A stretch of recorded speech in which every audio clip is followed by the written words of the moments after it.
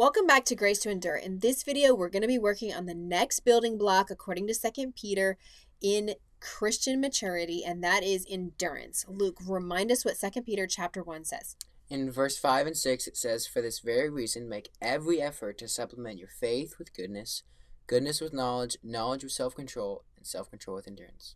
So look at the bottom right of the screen. You see this tree, and it's taking in some harsh weather, some very strong winds, and it has to endure in order to become a mature and fully grown tree.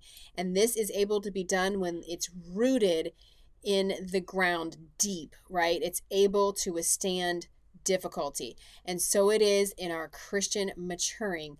We have to be rooted in faith, goodness, knowledge, and self control first before we're going to be able to endure in those things. Okay, so let's look at Jesus as our example and consider him. Let's look at what he did to endure in faith, goodness, knowledge, and self control.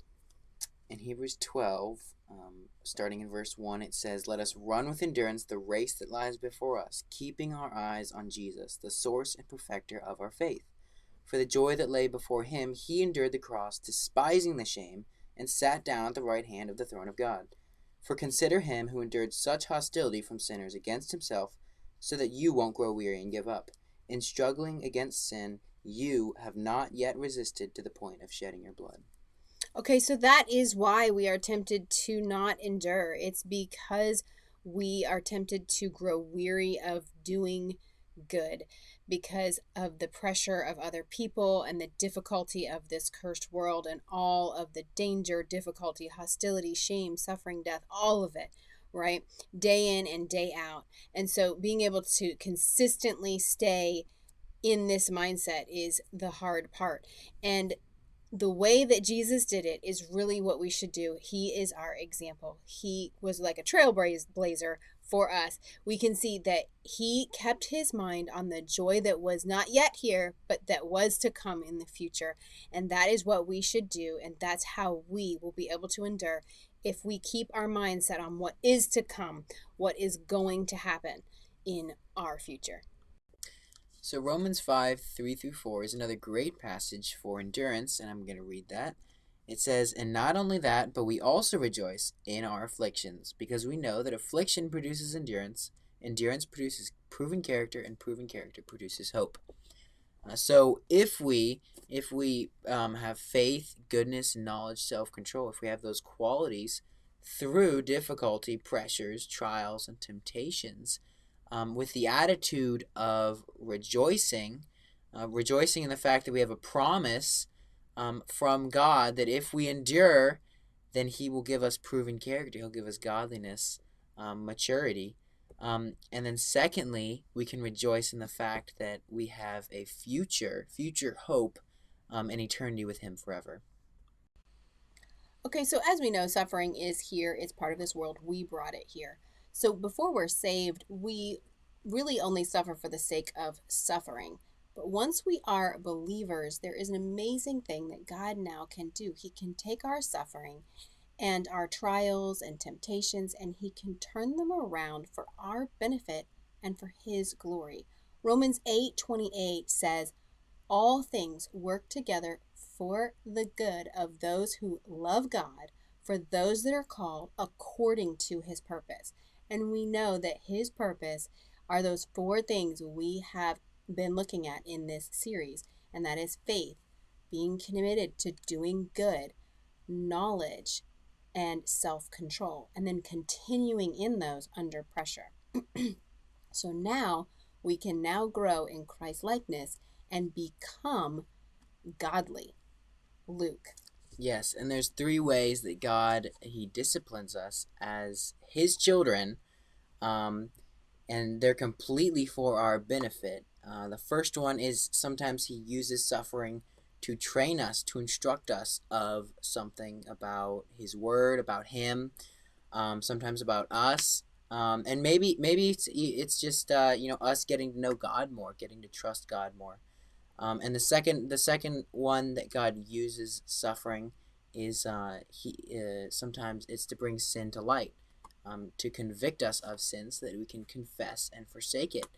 And the third one is chastening, and that literally means flogging.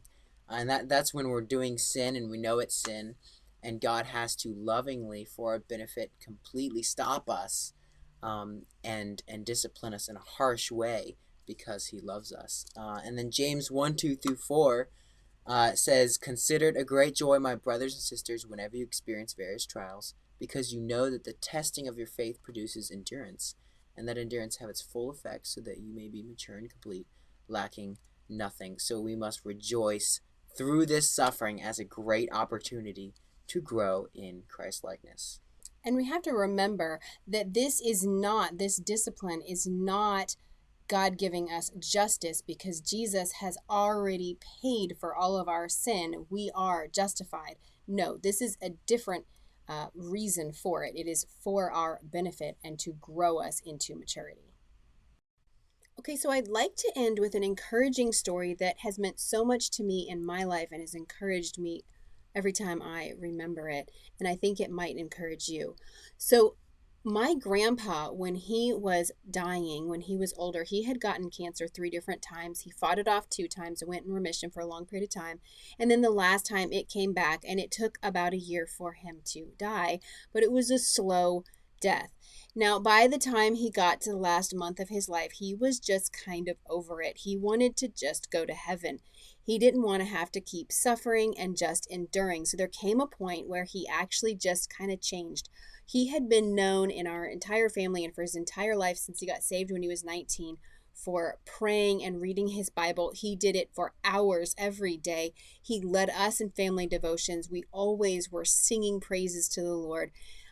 He was just known for his faith, goodness, knowledge, and self control. And so then for him to just stop on a dime and say, I'm not going to eat, keep the curtains closed. So the house was all dark. He didn't want to go out and go on a walk. He didn't want to read his Bible or pray or have other people reading the Bible, which is just like against his character his whole life. And it was really hard on my sister who came down to visit. Now, I have to tell you this part of the story. Her son is named after my grandpa, and her son, has severe cerebral palsy. He has to endure pain every day of his life. And he really looks to my grandpa, or did look to my grandpa, as an example. So she went to visit him, my grandpa, and said, "Grandpa, look, we are watching you. The whole family is watching how you do this. You don't know when you're going to die. You don't know how much longer you have. But you are living and you're dying in such a way that is opposite of the way you've lived your whole life as an example to us. And Noah is watching you as an example of how to endure pain and suffering his whole life. And so it is important that he see this, that you have an example until the day you die of how to endure suffering well." And so she then started driving back to my house, which is about 45 minutes. My mom called, and before my sister had arrived to my home, my mom called and said, "I have no idea what she said to him, but goodness, he has completely changed. He came out of that room and said, 'Open up the curtains. We want it to be light. We're going to go on a walk. We're going to pray. We're doing devotions until the day I die. I'm going to eat. I'm going to keep a godly attitude. This is the way I have lived in Christ. This is the way I'm going to die in Christ. I'm going to trust him with the timing of my death.'" He was very sorry for the attitude that he had been displaying. And then what he did, which turned out to be very precious to all of us, he wrote letters. And then when he got so ill he couldn't write letters, he dictated the letters, and my mom wrote them down to all of his descendants.